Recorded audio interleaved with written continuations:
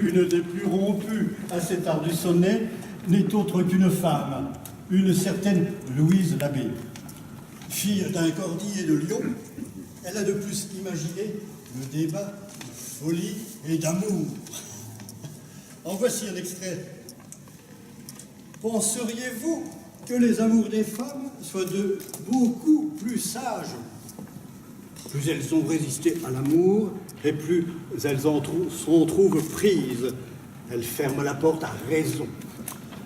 Tout ce qu'elles craignaient ne le doutent plus.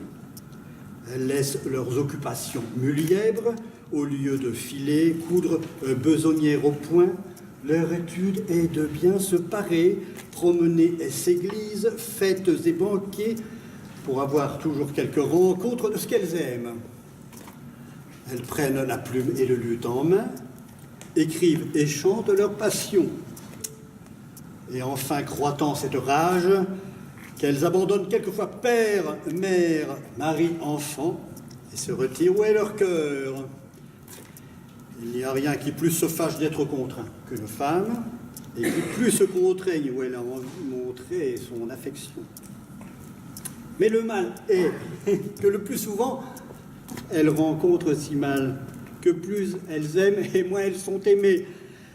Il y aura toujours quelqu'un bien à l'aise de leur donner martel en tête et fera semblant d'aimer ailleurs et n'en tiendra point compte.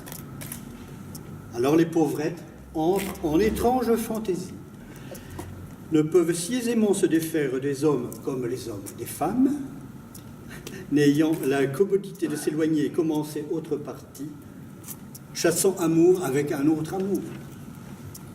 Elles blâment tous les hommes pour un, elles appellent folles celles qui aiment, protestent de ne jamais aimer, mais cela ne dure guère. Je vous laisse lire la suite, mon frère. Elles remettent incontinent devant les yeux ce qu'elles ont tant aimé. Si elles ont quelque enseigne de lui, elles l'abaisent, rebaisent, sèment de larmes, s'en font un chevet et oreiller, et s'écoutent elles-mêmes plaignant leur misérable détresse. Combien en vois-je qui se retirent jusqu'aux enfers pour essayer si elles pourront, comme jadis Orphée, révoquer leurs amours perdus. Et en tous ces actes, quel trait trouvez-vous que de folie?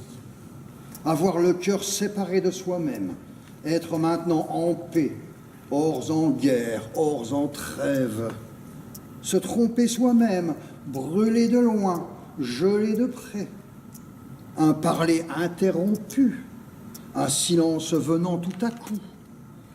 Ne sont-ce tous signes d'un homme aliéné de son bon entendement?